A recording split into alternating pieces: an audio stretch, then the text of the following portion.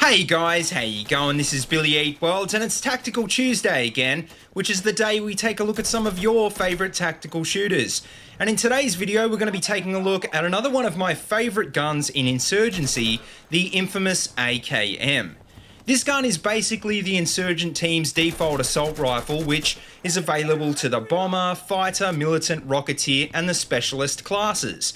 But the question is, why is it one of my favourite guns and why is it worth picking over any of the other guns? Well, let's take a look at the stats and I think you'll see why.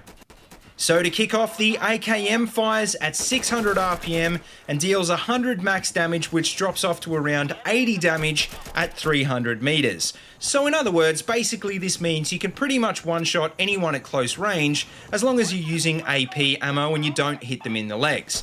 With standard ammo, the penetration is still pretty good, but you are going to have a little bit more trouble punching through heavy armor. But on the other hand, with HP ammo, you'll have even more trouble. So even though it does more damage to the limbs, I just don't think it's actually worth it. So all in all, as you can see, the damage output of the AKM is pretty good, but as a trade-off, the big problem with this gun is its accuracy, because with a spread of 0.22 and a fairly decent kick up and to the right, it's going to be a lot harder to make longer range shots count in fully auto. With that being said though, you can afford to waste a few shots because it does have a 30 round capacity, which will last a fairly long time at 600 RPM. But even so, I still think with this gun, if in doubt, switch to semi-auto, because most of the time, one or two good hits will still be enough to get the job done. Now, coming back to the original question, obviously the AKM is decent, but why is it any better than any of the other guns? I mean, for example, the AK47 doesn't hit quite as hard, but as a trade-off it fires a bit faster, and it's also more accurate and easier to control. On the other hand, the Galil and the FAL are even more accurate and they also both pack a fairly decent punch. But you see, the one thing that they also have in common that the AKM doesn't have is a supply cost, which can range anywhere from 2 to 3 points. The AKM, on the other hand, doesn't cost any supply points, meaning that you have more freedom when it comes to customization. And that's a big deal because with the more expensive guns, you have a hard time fitting in upgrades like AP ammo unless you sacrifice some other gear. With the AKM, you can usually buy everything you want and still have points left over, which is a big part of why the gun is so popular in-game.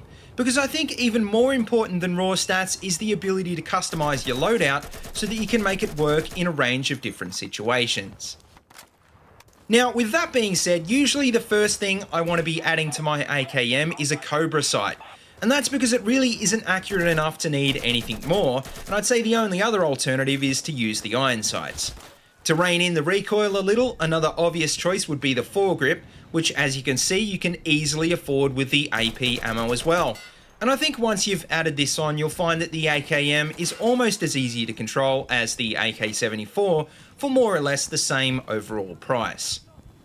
So next up, for example, if you're running a fighter, even after adding heavy armor, as you can see, you still have 2 points to spare. So depending on the map you're playing on, you might want to pick a smoke grenade and a chest rig, or maybe even a frag grenade instead. Where the AKM really starts to shine though is in gadget heavy classes like the Rocketeer, because the RPG can be very expensive, which means that those couple of extra points you save with the AKM can give you that extra flexibility you need to be able to pick the attachments you really want.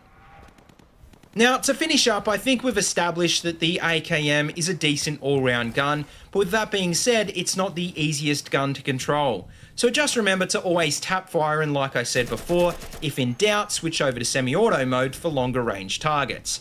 Also, it's important to remember to ADS whenever you can, because it's always a big risk hip firing with such a slow firing gun, which means that in close quarters you want to make sure to be in ADS when you're cornering, or better yet, just try and avoid CQB altogether. All in all though, I think even with these weaknesses, the extra customization still makes up for it. So unless you're a super new player and you're just not that good with high recoil weapons, then definitely give this setup a try. Also, feel free to change up my loadout if you like to fit your playstyle, because like I said, you can pretty much afford anything. But just remember to design the loadout around the map you're playing on, and I think whatever you do to it, you'll see that the AKM will work just fine. But anyway, guys, that just about wraps up this quick review. So let me know what you think in the comment section below. And as always, if you like what you see, don't forget to like, comment, and subscribe. Also, check out the links in the description below if you want to see any more of my videos, or if you want to support my channel on Patreon. And until next time, see you later, and have a good one.